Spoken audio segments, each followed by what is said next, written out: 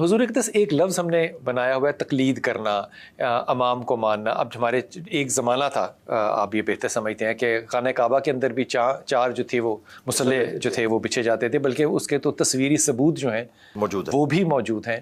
تو یہ اگر وہاں پہ خانہ کعبہ میں یہ موجود تھے تو ایک تو یہ بات کہ وہ وہاں سے پھر چلے کیوں گئے؟ اگر خانہ کعبہ میں تو وہ صحیح ہی ہونے چاہیے.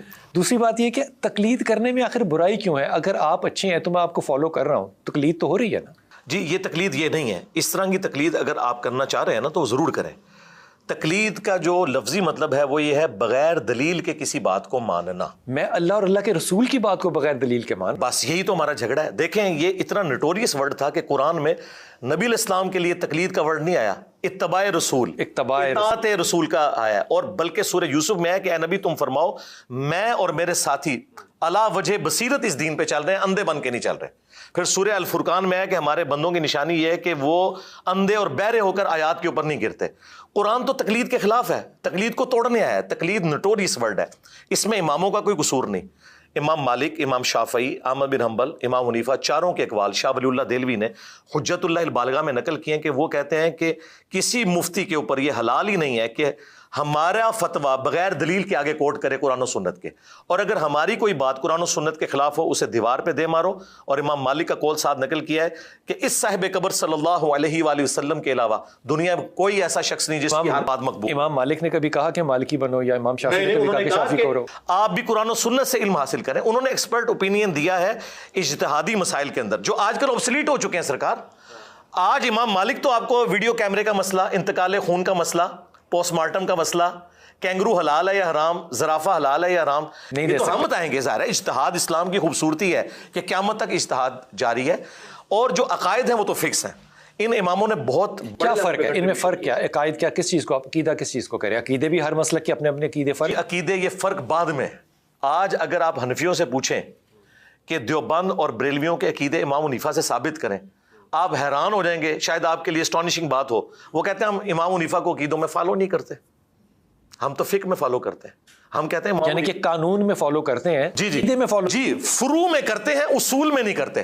اصول کہتے ہیں عقیدے کو، اصل جو ہے جڑ درخت کی، جی. اور فروع تو اوپر والی چیزیں ہیں. فروع میں فالو کر رہے ہیں، اصول وہ کہتے ہیں اصول میں ہم ماتوریدی اور اشعری ہیں اور قرآن و سنت سے دلائل کو لے کے چلتے ہیں. بلکہ وہ تو کہتے ہیں کہ اصول میں تقلید کرنا حرام ہے، دلائل کی روشنی میں فیصلہ کرنا چاہیے. تو پھر تقلید کیوں کرتے ہیں؟ تقلید کہتے ہیں ہم فروع میں کر رہے ہیں کیونکہ ہمارا اتنا علم نہیں کہ ہم ڈیٹیکٹ کر سکیں. بھائی آج کے جو مسائل ہیں 90% وہ تو آج کے دور. لیکن یہ بات تو درست ان کی ہے نا، یہ تو آپ کو ماننا پڑے گی کیونکہ ممبر جو ہے یہ باواز بلند کہتا ہے کہ قرآن کو آپ سیدھا سیدھا خود نہیں پڑھ سکتے، آپ گمراہ ہو جائیں گے. جی یہ کہہ رہے ہیں. کیوں ہو جاؤں؟ جی اگر مجھے تقلید کرنی ہی چاہیے. اگر یہ بات قرآن میں کہیں موجود ہے کہ قرآن ڈائریکٹ پڑھنے سے کوئی گمراہ ہوتا ہے تو ہمارے سامنے لے کے. قرآن تو کہہ رہا ہے وَلَقَدْ يَسَّرْنَا الْقُرْآنَ لِلذِّكْرِ فَهَلْ مِن مُدَّكِرٍ. قرآن کو نصیحت کے لیے آسان کر دیا ہے کوئی سمجھنے والا.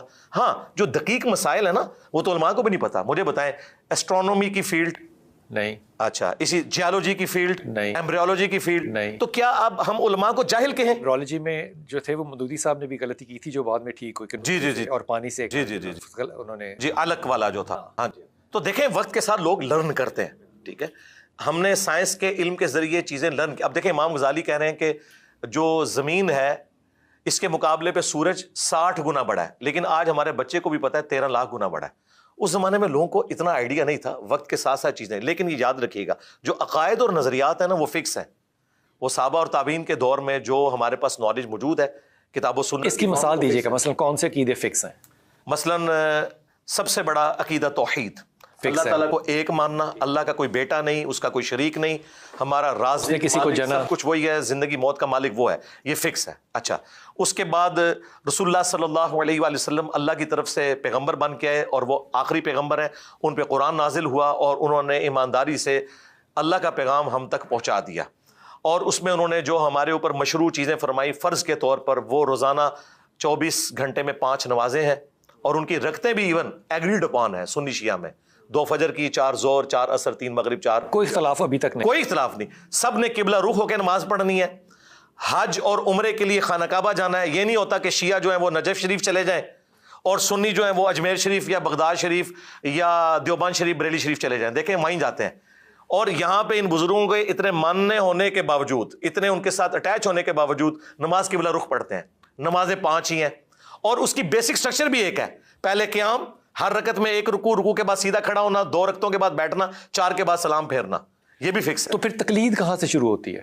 تقلید یہ کہتے ہیں کہ جی جو ایسے مسائل ہیں جو قرآن و سنت نے واضح بیان نہیں کیے, مثلاً جو یہ کہہ رہے ہیں نا واضح بیان نہیں کیا, ہمارے نزدیک وہ واضح بیان. ہاں جی, مثلاً مثال کے طور پر اب امام ابو حنیفہ رحمۃ اللہ علیہ نے ایک ڈاکٹرن کھڑی کر لی کہ جسم سے نکلنے والی جو ناپاک چیز ہے وہ وضو توڑ دے گی.